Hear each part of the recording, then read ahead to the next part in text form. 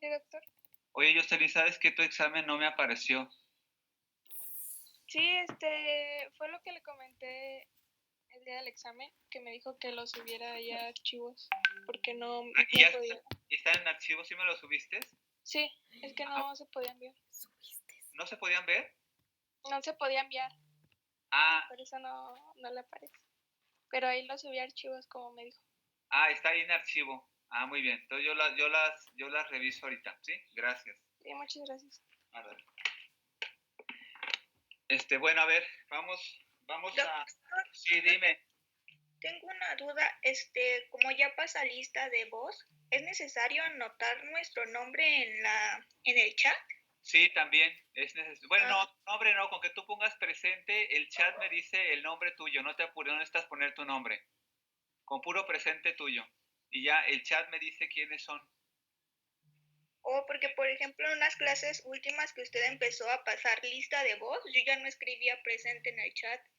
No importa, pero yo te tengo aquí anotada. Nada más estuve anotando. Lo que pasa es que lo quiero es que sea como evidencia nada más. Ok, bueno, ¿Sí? gracias. Ándale. ¿Sí? Bueno, vamos a continuar y nada más quisiera hacer algunas preguntas. A ver, Francisco Alonso Cázares. Sí, dígame, doctor. A ver, necesito, Francisco, que me expliques cómo es el mecanismo o cómo es el efecto de acción de la fiebre con respecto a una enfermedad. De acuerdo a lo que estuvimos viendo en las clases ya pasadas de fiebre y todo eso. ¿Me puedes decir cómo se activa la fiebre? ¿Cómo se desencadena? Sí, permítame. No, pero de tus palabras, no leerlo, de tus palabras. Acuérdate que fue tu examen y presentaste un examen de eso. Según Necesito que... yo, no era por los pirógenos, por, por un grupo de sustancias que son endógenas y exógenas. y luego, ¿qué más ocurre? En, Dije mecanismo de acción. en el mecanismo de acción, ¿Cómo se hace? ¿Cómo se efectúa? Ese es un factor. eh, no se induce la producción de prostaglandina E2. Pues, ¿Carolina qué? Se induce en la producción de prostaglandina E2. ¿E2? ¿De dónde sacaste el E2? La PG2, no era eso. Es que, bueno, yo me acuerdo de eso, pero ¿Y cómo lo hace? era por parte de las células del sistema inmunológico. Y también de lo que me acuerdo, bueno, pues se va elevando la temperatura. Bueno, a ver, Fernando Delgadillo Carrillo.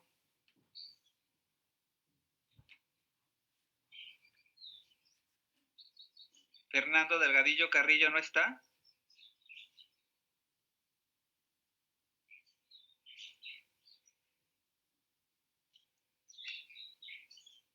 Fernando, sí te veo aquí.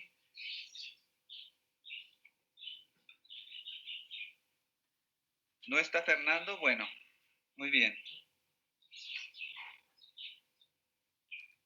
Déjame ver también quién más. Munquilla Rizo, Mariana Patricia.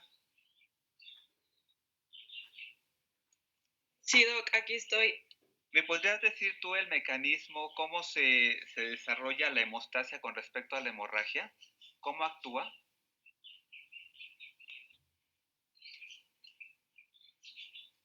Por favor, sí. Sí, ¿me puede repetir la pregunta, por favor? ¿Cómo actúa la hemostasia como efecto de una reacción sobre la hemorragia? ¿Cómo actúa? ¿Cómo participa para controlar el efecto de la hemorragia? Acabamos de pasar un examen.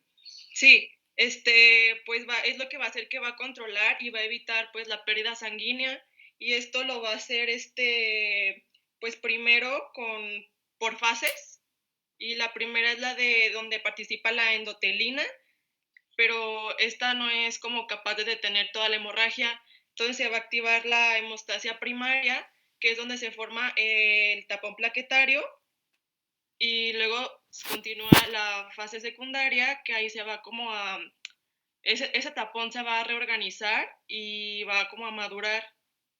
Y ya la última fase se va a estabilizar y va a haber como reabsorción del coágulo. Muy bien, muy bien.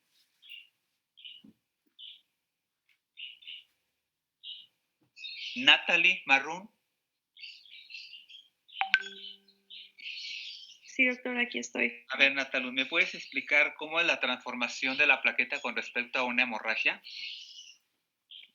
¿Me lo puede repetir, no? Por favor. ¿Cómo es la transformación de la plaqueta con respecto a la hemorragia?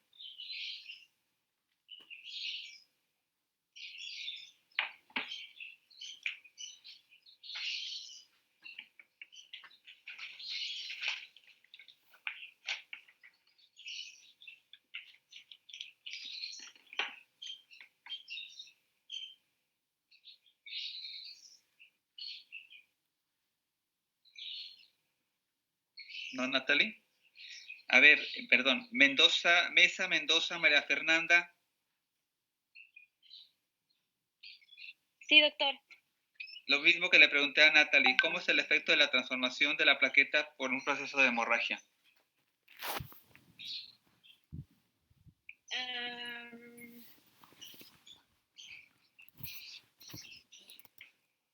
Es lo del calcio, ¿no? A ver, tú explícamelo.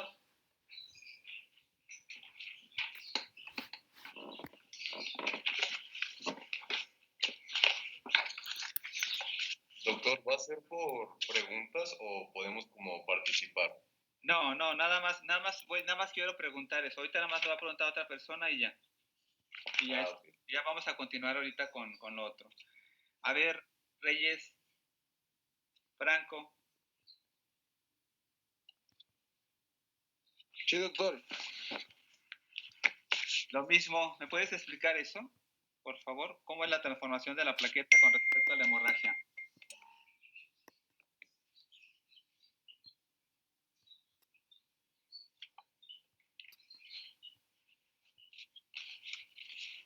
¿La transformación de qué? Perdón, es que se acordó. La transformación de la plaqueta con respecto a la hemorragia. Ah, pues...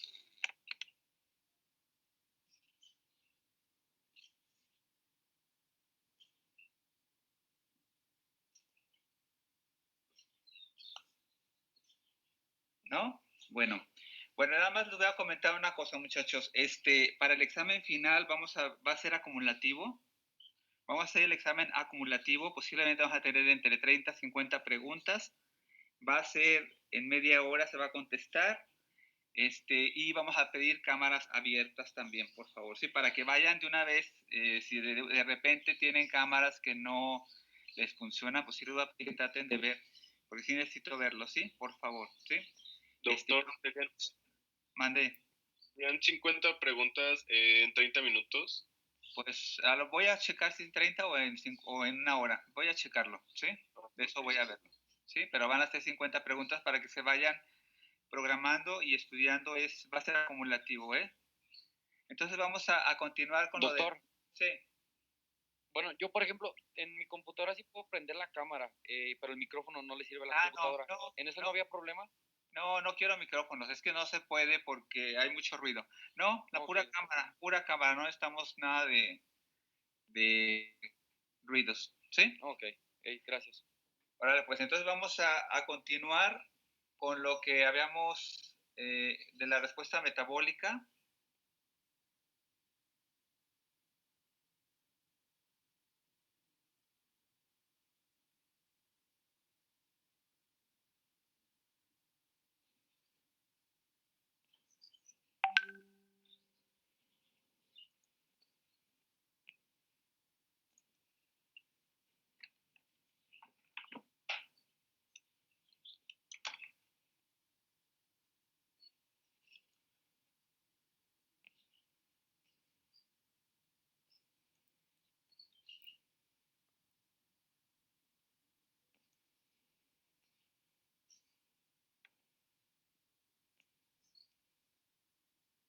Y vamos a comenzar con esta, o ya habíamos avanzado a esta, ¿no?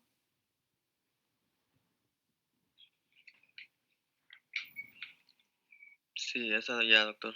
Ya lo habíamos Sí. visto. Sí, eso es ya. Nos quedamos en metabólicas. Aquí, ¿verdad? Ajá, me estaba preguntando que por qué se producía más glucosa y es como ¿Verdad? para tener energía para poder manejar eso. Ajá, y ya después habíamos hablado que había una gran cantidad de eliminación principalmente de corticosteroides a través principalmente de la orina, ¿verdad? Sí, ahí nos quedamos.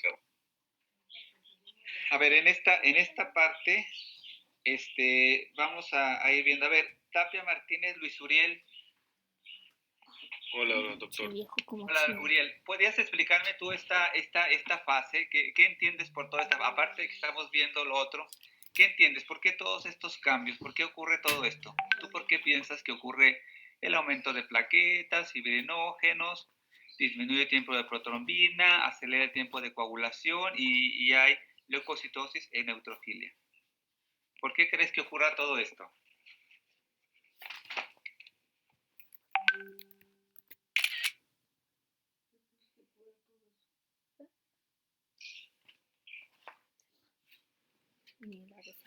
¿Por qué te imaginas tú? ¿Por qué crees que ocurra estos nivel de esta parte sanguínea? La verdad no sé, doctor. O sea, sí leí las hojas de o sea, sí preparé lo de cambios metabólicos, pero así a nivel sanguíneo no sé. Pero a ver, mira, checa lo que te dice. ¿Por qué crees que hay aumento de plaquetas? A ver, sí lo sabes, nada más que no quieres. A ver, ¿por qué crees tú que hay un aumento de plaquetas? Estamos hablando de un accidente, hay una cortada. ¿Por qué crees que hay un aumento del número de plaquetas y de fibrinógeno? Pues es un proceso, se podría decir, natural en el que el cuerpo pues va a buscar cicatrizar de cierta forma o cerrar la herida. Ajá, y lo va a hacer por medio principalmente de esto, ¿no? Ajá. ¿Y por qué crees que disminuye el tiempo de protrombina y acelera el tiempo de coagulación? ¿Por qué crees? Va en conjunto de lo que me estás diciendo. Para la coagulación. Ajá. Y entonces significa que si tú dices, bueno, hay una cortada, va a haber mayor cantidad, principalmente número de plaquetas, y van a participar, se va a generar la transformación y la mayor capacidad de adhesión que intervienen las glucoproteínas, el calcio, el ácido araquirónico, que estos componentes o estas proteínas van a empezar a generar una transformación, un cambio principalmente de la plaqueta. Pero es tanto el proceso de pérdida de sangre que automáticamente se va a formar grandes concentraciones de plaquetas, grandes concentraciones de fibrinógeno o de fibrina, y dice, disminuye el tiempo de protrombina porque tiene que acelerar el proceso principalmente de coagulación, se tiene que formar un tapón plaquetario o un coágulo, una forma principalmente rápida, si no eso principalmente se desangra. Pero sabemos muy bien que para que todo este efecto que ocurra a nivel principalmente de sangre, pues tiene que haber un factor externo, ¿no? Un factor externo para que ese proceso o esa transformación o la formación de un coágulo te genere principalmente la formación, la adhesión y la estabilización principalmente del coágulo. Cuando no existe ese proceso de que una parte o alguien externamente te desarrolla una presión sobre la herida, pues automáticamente te va a generar o te va a actuar con todo este proceso principalmente de activación. Y el último, ¿por qué leucocitosis en neutrofilia? ¿Por qué crees que pueda ocurrir o exista esto?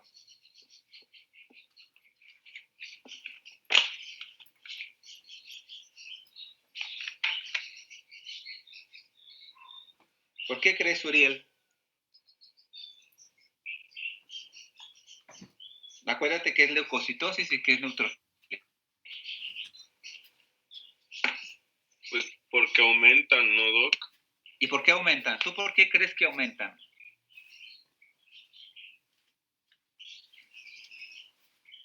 Así imaginándote una cortada pequeña, ¿por qué aumentan esas células como defensoras?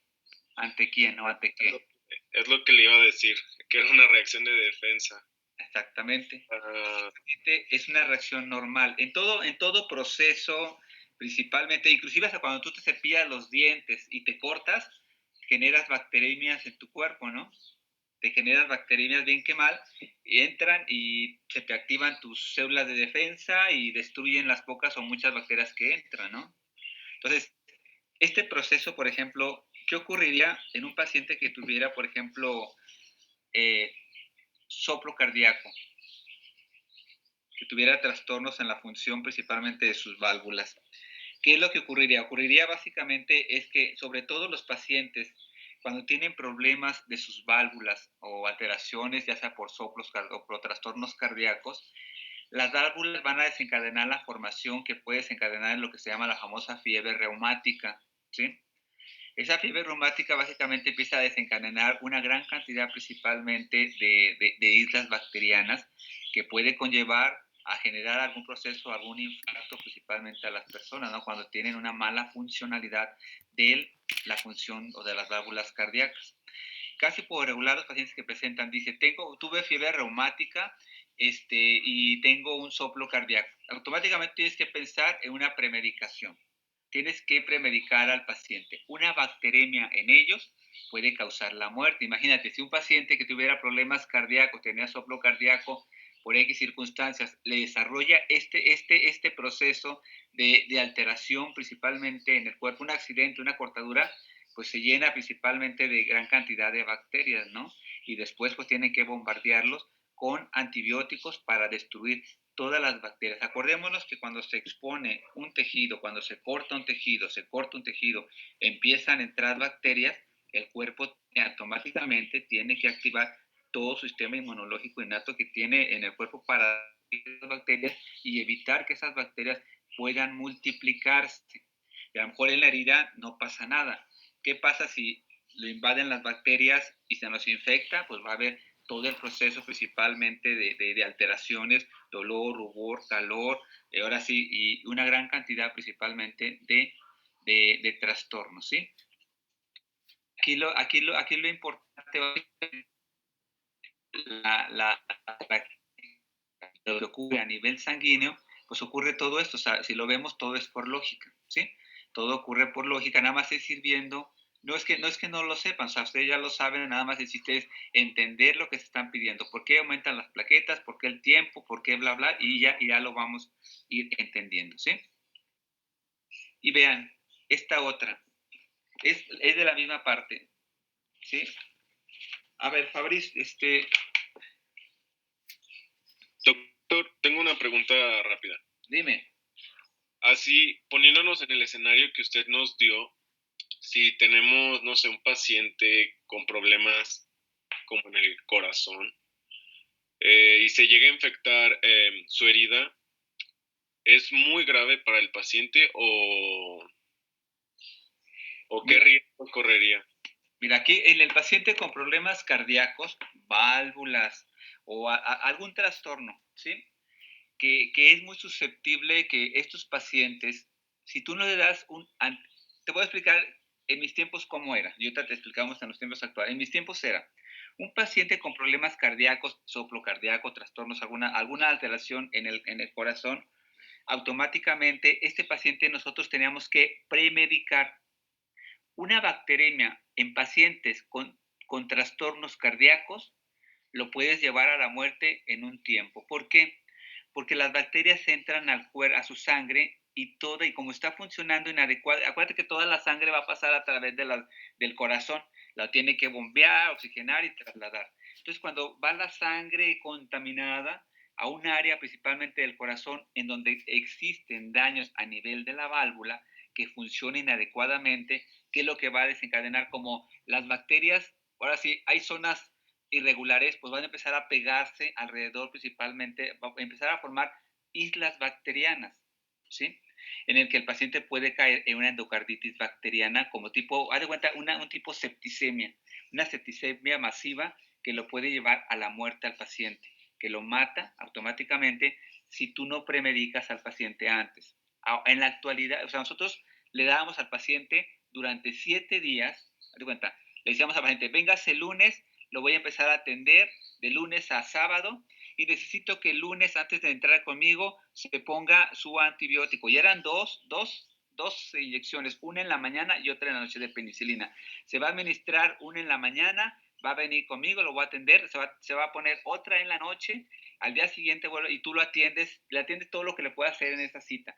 Va a venir mañana y otra vez, otra dosis, hasta que tú lo terminaras de atender. En la actualidad, el paciente que tiene problemas cardíacos, ahora sí, de lo que tenga que tener válvulas, problemas, soplos, tú tienes que premedicar al paciente por lo menos una hora antes. Inclusive cuando tú veas las revistas de cardiología, donde vengan pacientes con problemas cardíacos, ahí te dicen dosis, te dicen, hay que dar 600 miligramos de clindamicina una hora antes de realizar tratamientos del paciente. ¿Cuáles tratamientos? Cualquier paciente, cualquier tratamiento que vaya a causar bacteremias, ¿sí? ¿Qué significa? Si vas a hacer tu profilaxis, cortas, ya generaste bacteremia. Si vas a anestesiar, ya generaste bacteremia. El introducir, el generar irritación, sangrados, automáticamente van a entrar las bacterias y pueden desarrollar trastornos. Esas bacterias, no te voy a decir que si hoy lo atendiste al paciente, no le diste antibiótico, mañana se te va a morir. No. Estamos hablando de también qué tanta cantidad de bacterias entra, ¿no? Si a lo mejor tú estuviste haciendo profilaxis y cortas algunas, a lo mejor van a entrar las bacterias y a lo mejor no pasa nada, ¿no?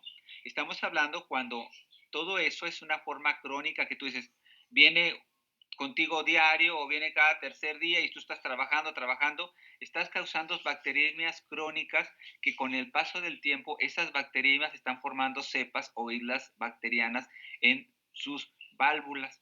Entonces automáticamente esa acumulación bacteriana constante que está formando con el tiempo puede desarrollarle la muerte al paciente. O sea, a veces se ha dicho, te preguntan, tú como dentista, ¿cuántos pacientes llevas muertos? Pues tú no sabes, ¿no?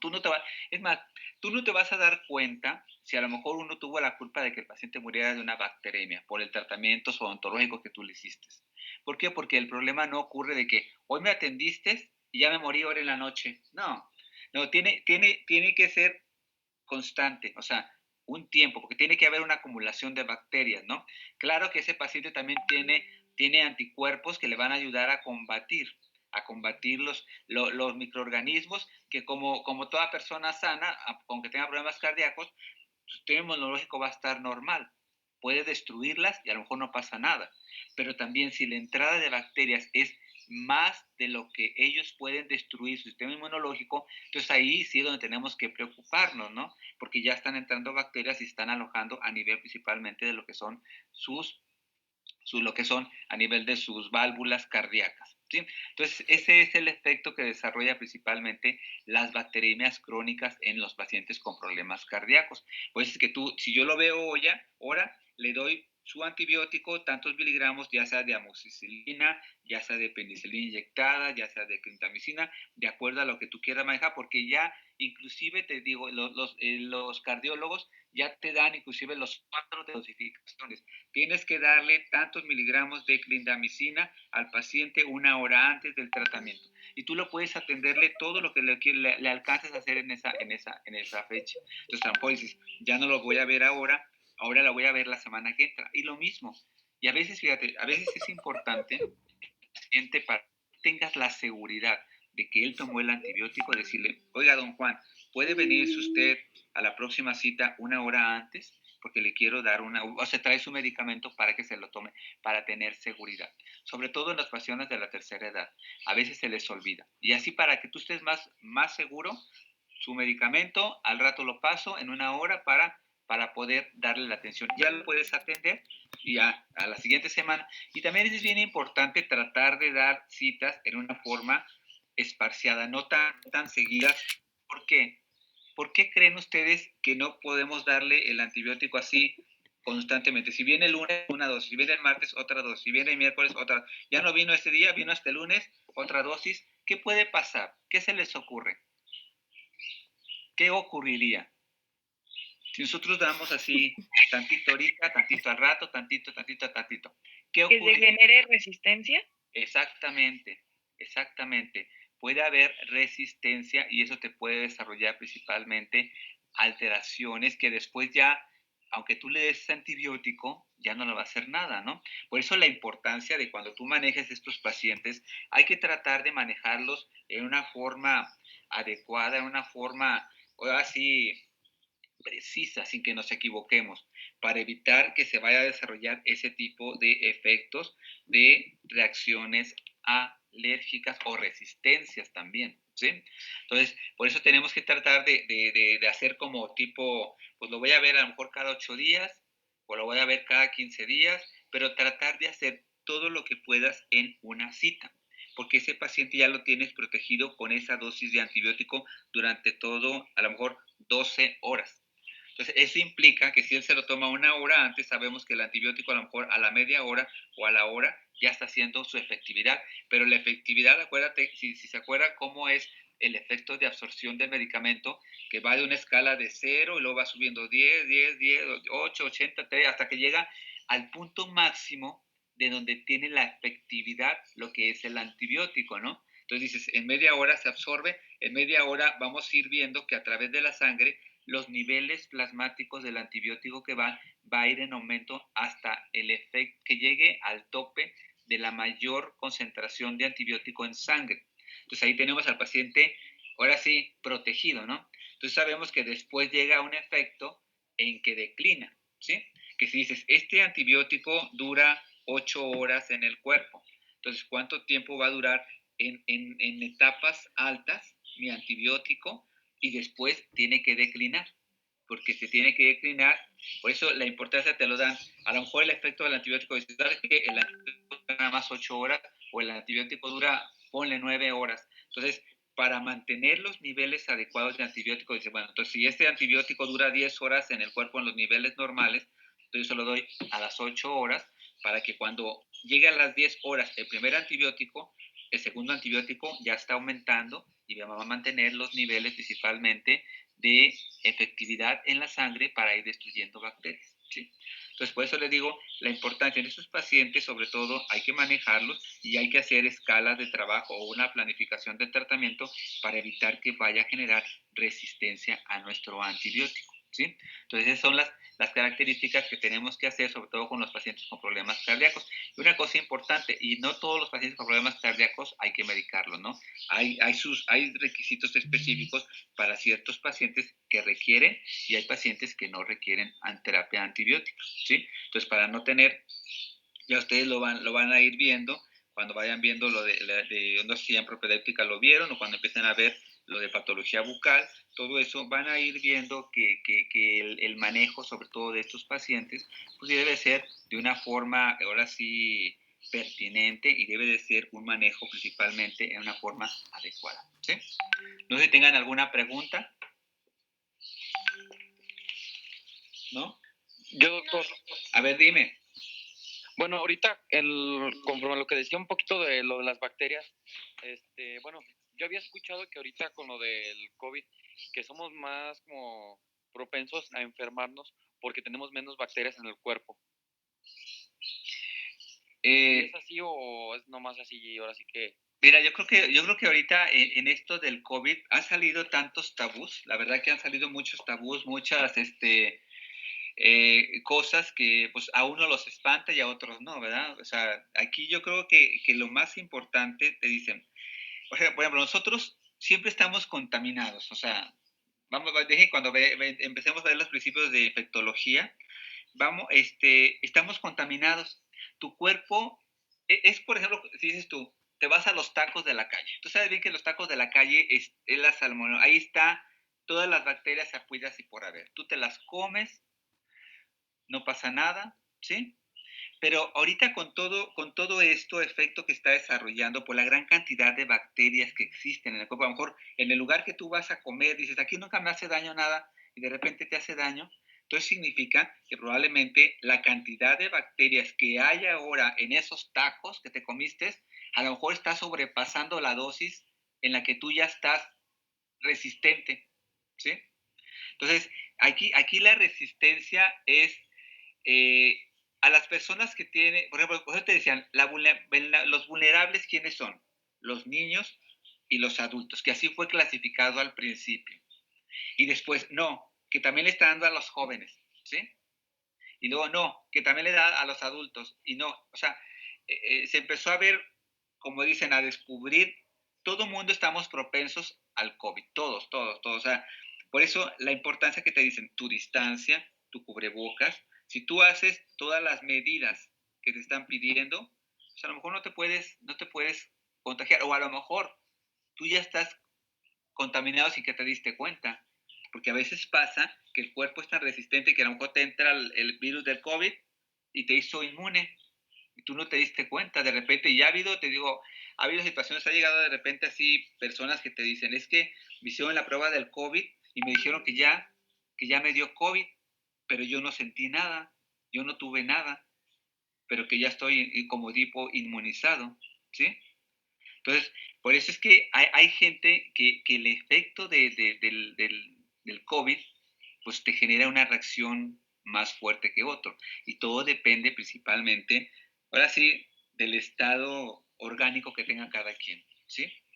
Por ejemplo, también se habla, por ejemplo, aquí por mi colonia, pues han muerto mucha gente de la tercera edad, y no por COVID, sino por problemas cardíacos, accidentes cerebrovasculares, caídas y todo. ¿Ustedes por qué creen que ocurra esto? ¿Por qué? O sea, dices tú, bueno, si anteriormente, cuando no existía este virus, pues la gente estaba estable, la gente estaba bien, sí tenía sus enfermedades, pero llegó esto y aumentó el número de muertes, aparte de los que era por COVID. Estamos hablando de enfermedades o de caídas. ¿Por qué creen que ocurrió esto? ¿Por qué? ¿Por qué pasó todo esto? Y sobre todo en muchos pacientes de la tercera edad. Porque eso puede ser que como pasan más tiempo en sus casas y no están ocupados, pues buscan cosas que hacer. Eso también ocurre mucho en la temporada de vacaciones, cuando o sea, hay muchos accidentes de niños. Ajá. Y porque pues están en sus casas y no tienen como una ocupación y se ponen a hacer otras cosas y ocurren los accidentes. Y lo demás supongo que es como por el mismo estrés, ¿no? De estar encerrados y de incertidumbre y todo eso, ¿no? Exactamente, sí, exactamente, es eso. El estrés, que de repente, o sea, la depresión, la soledad, pues todo eso te desarrolla. Ya el que te meta, pues ustedes mismos lo han vivido. Están en sus casas, dices, ay, ya no, y estaban acostumbrados de repente a salir a divertirse un fin de semana, y cuando les quitan todo eso, es, híjole, ¿y ahora qué voy a hacer? Y estás el día que eran los días de ir a pasearte o a salir, pues en esos momentos, fíjate, en esos momentos, aunque a lo mejor la semana la puedes pasar porque tienes clase, porque tienes algo en que entretenerte todavía, pero la etapa, los fines de semana, dices, ay, estos eran mis días de descanso, mis días de diversión. Y cuando no ocurre eso, te sientes desesperado, ¿no? Te sientes desesperado. Imagínate eso que ocurra en aquellas personas que eran activas, que todos los días andaban del tingo al tango, y de repente, ¡pum!, los encerramos, ¿no? Entonces, todo eso tipo de efectos, pues sí, ¿no? Y claro que sabemos muy bien que todas esas muertes de estos pobres pacientes, se los adjudicaban también al COVID, ¿no? Que se cayó, COVID.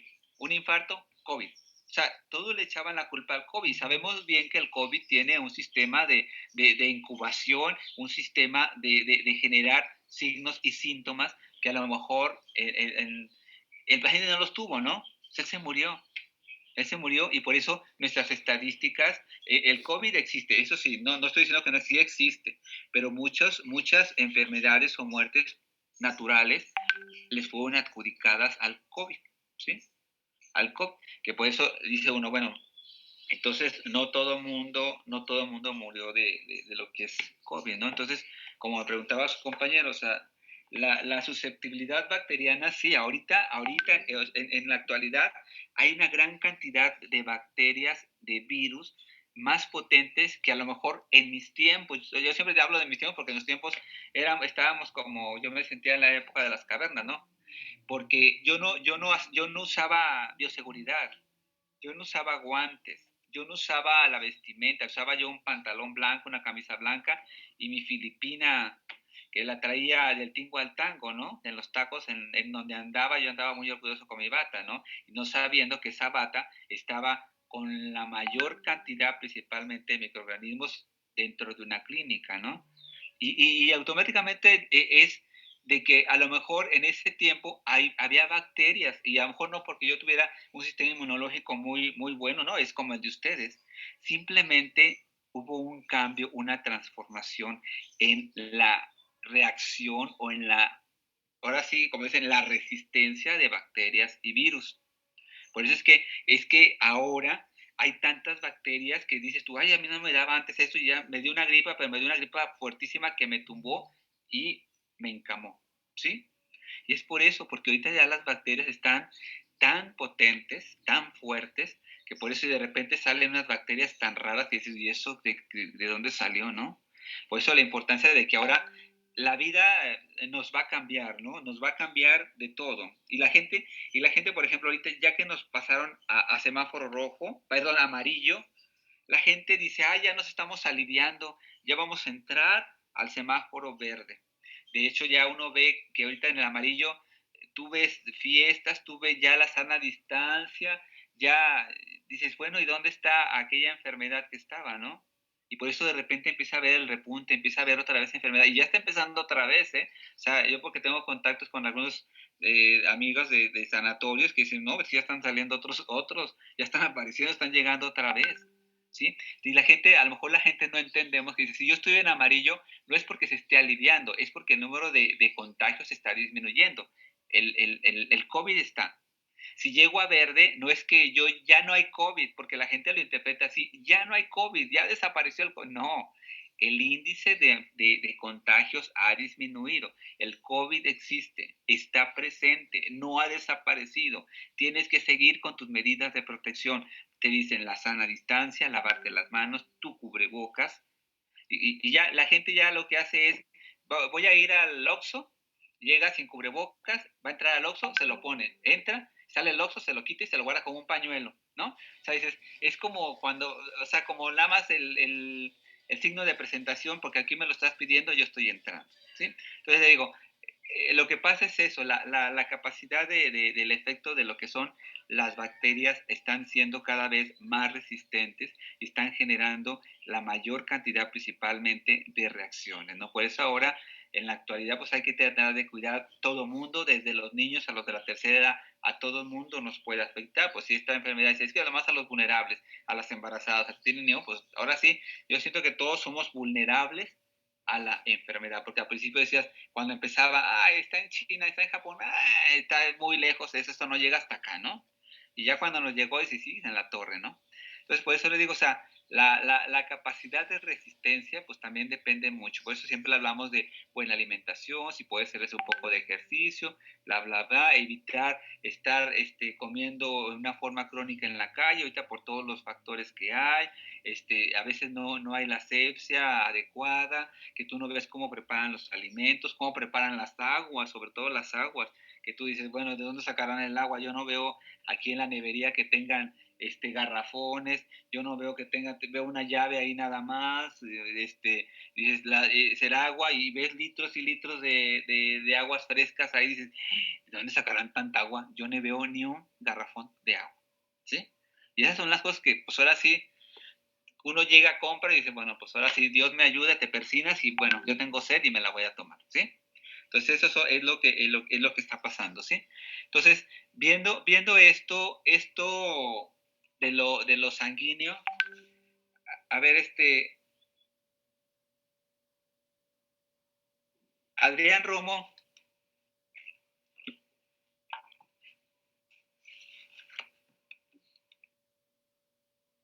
Adrián,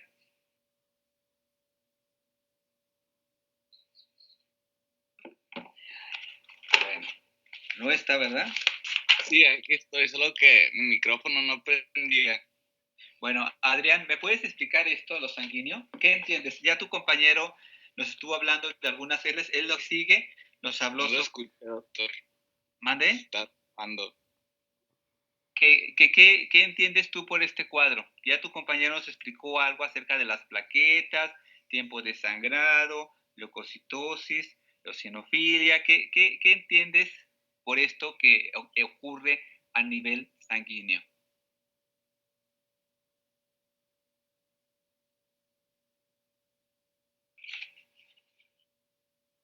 ¿Qué entiendes, Adrián, por esto? Cuando te habla de esto, habla sedimentación acelerada, formación de Roleux, hipoferremia, fibrinólisis. Pues de la fibrinólisis es cuando las enzimas quebran así los coágulos sanguíneos. Ajá. Y de la sedimentación acelerada y la formación de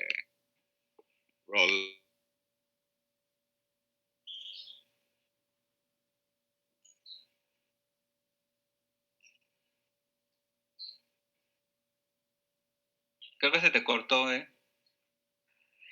Bueno, básicamente, ¿qué es lo que ocurre a nivel sanguíneo? Cuando se habla principalmente de sedimentación acelerada y formación de Roleux, significa que en la sangre los eritrocitos, no sé si les tocaba decir, es que se forman como cuando hacen las pruebas de laboratorio, se hacen como pilas de monedas los eritrocitos.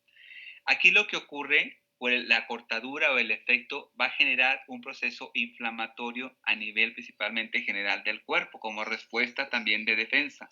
Entonces aquí los eritrocitos se van a empezar como a aglutinar. Aglutinar, ¿por qué? Por la gran cantidad principalmente de proteínas que están dentro del cuerpo, ¿sí?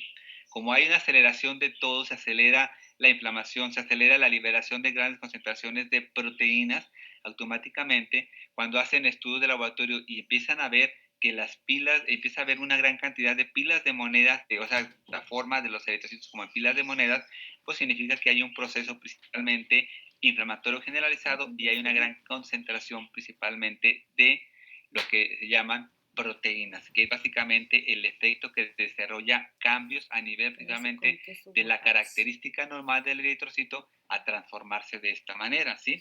Y otro, la hipoferremia, ¿a qué se debe? Principalmente se debe a que hay una pérdida principalmente de sangre a nivel de lo que es el cuerpo, pues la pérdida y la fibrinólisis, básicamente hablamos de que esta fibrinólisis lo que desencadena es tratar de evitar que lleguen a formarse sobre todo trombos a nivel principalmente vascular, que va degenerando, va degradando la formación principalmente de lo que es la fibrina o la transformación de formación de trombos. Entonces, eso es el que controla y nivela esas características principalmente de ese efecto. Y la eosinopenia, pues básicamente aquí los eosinófilos tienden principalmente a bajar, ¿no? Hay unas medidas principalmente de defensa, tienden a bajar por la gran cantidad principalmente de bacterias que existen principalmente en el cuerpo, ¿sí? Doctor, ¿la hipoferremia qué era? Se pierde mucha sangre, es pérdida de sangre, ¿sí? Ah, ok, perfecto. Gracias. Sí, y entonces ya a nivel, en la segunda fase y el estado de acidosis, espérame.